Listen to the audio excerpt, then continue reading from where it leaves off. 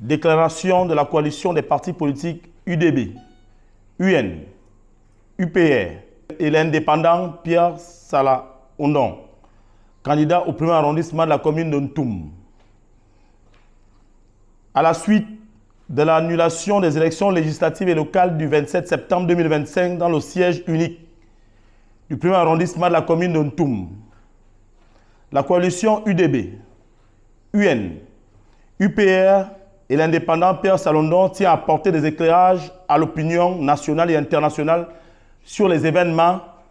du 26 et 27 septembre 2025.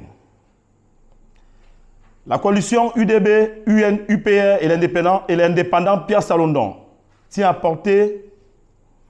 des éclairages à l'opinion nationale et internationale sur les événements du 26 et 27 septembre 2025 ayant conduit à l'annulation des élections législatives et locales du 27 septembre 2025 dans le siège unique du premier arrondissement de la commune de Ntoum. En effet, après avoir été informés par le biais des réseaux sociaux que les individus non identifiés, en violation de l'article 121 du Code électoral, procédaient à l'authentification des bulletins de vote à la mairie centrale de Ntoum, alors que la liste officielle des scrutateurs n'avait pas encore été rendue publique. En nous y rendant, nous avons pu constater la véracité des faits, contrairement à la supposée préparation des kits électoraux dont faisaient allusion les candidats du PDG lors de leur déclaration rendue publique la nuit du 28 au 29 septembre 2025. Face à cette entorse à la loi électorale, nous nous sommes dirigés par mesure de prudence avec nos colistiers au siège de la commission locale sise à la salle polyvalente du premier arrondissement de la commune de Ntoum, aux fins de vérification de la liste des scrutateurs qui n'a été rendue publique par la dite commission qu'aux environs de 23h30. À la lecture de la dite liste, grande a été notre surprise de constater que celle-ci était exclusivement composée des militants du PDG notoirement connus, des collaborateurs et des proches de la candidate du PDG. Au regard de ce qui précède, nous avons demandé auprès de monsieur le commissaire de la police de la ville de Ntoum à rencontrer le président de la commission électorale locale qui était absent des lieux au fin de faire constater la coloration ultra-partisane de la liste des scrutateurs publiée par ses soins et d'envisager un réaménagement juste et équitable. D'où il a été précisé qu'aucun membre de la dite commission n'a été séquestré ni brutalisé. Après avoir accédé à notre requête inhérente à la rencontre avec le président de la commission, monsieur le commissaire a joint séance tenante l'intéressé dans l'optique d'une rencontre d'urgence, étant donné que pour le lancement effectif des opérations électorales prévues pour 6 heures, nous réclamions au préalable un réaménagement consensuel de la dite liste. Après une longue attente de près de 6 heures de temps, le président de la commission ne s'est présenté qu'autour de 5 heures et le commissaire a organisé une réunion de suite au hall de la préfecture de Ntoum entre notre coalition et le président de la commission et en présence des autres forces de défense et de sécurité. Au cours de cette rencontre, nous avons fait constater la présence surexagérée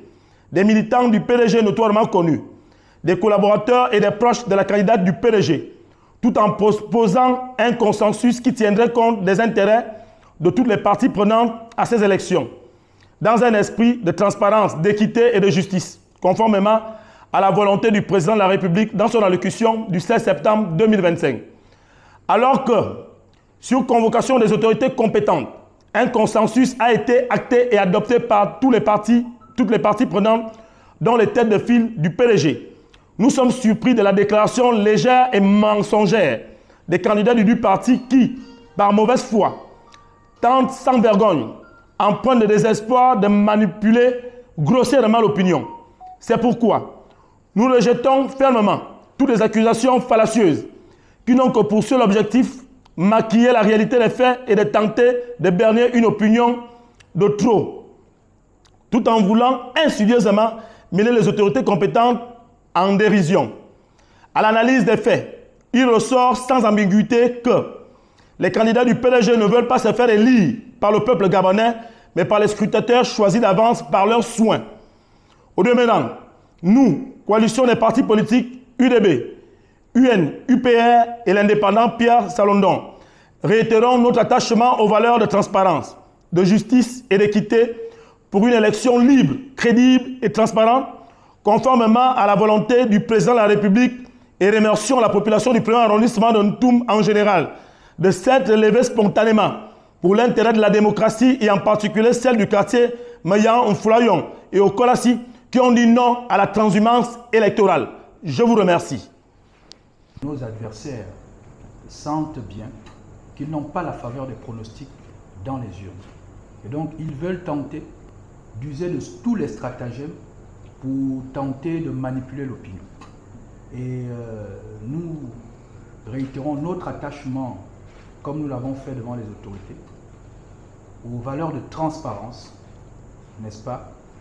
d'équité et de justice. Parce que nous voulons une élection libre, crédible et transparente. C'est celui qui aura la faveur, n'est-ce pas, des populations qui sera élu député du premier arrondissement de Ntoum. Le député du premier arrondissement de Ntoum ne se fera pas élire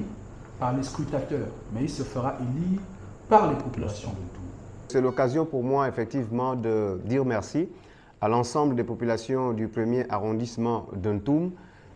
qui, de manière spontanée, comme cela a été dit tout à l'heure, s'est levé pour l'intérêt de la démocratie, mais mieux encore pour les populations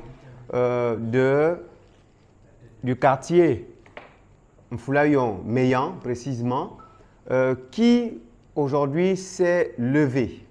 pour dire non à la transhumance électorale.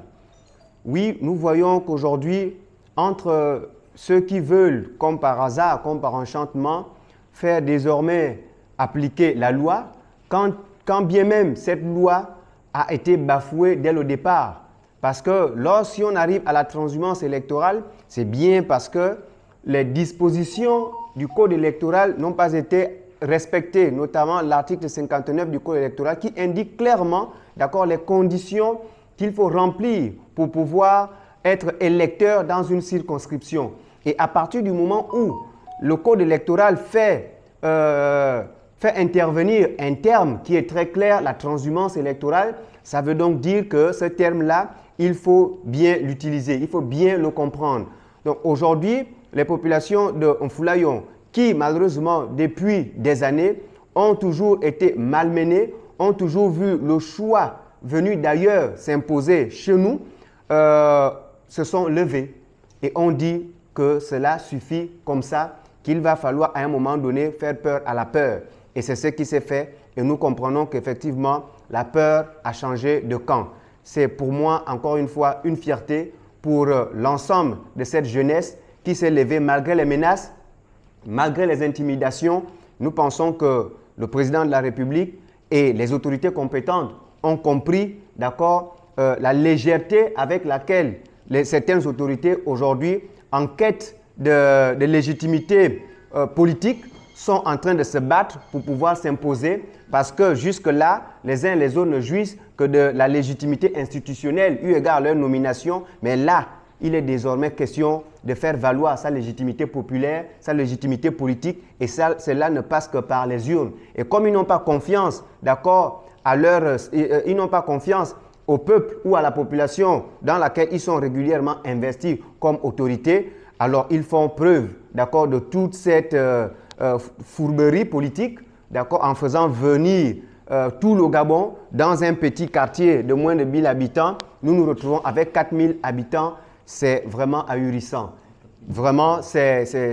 ahurissant et aujourd'hui, nous pensons que finalement, la vérité a été rétablie parce que les populations se sont levées et estiment qu'il est temps effectivement de passer à autre chose.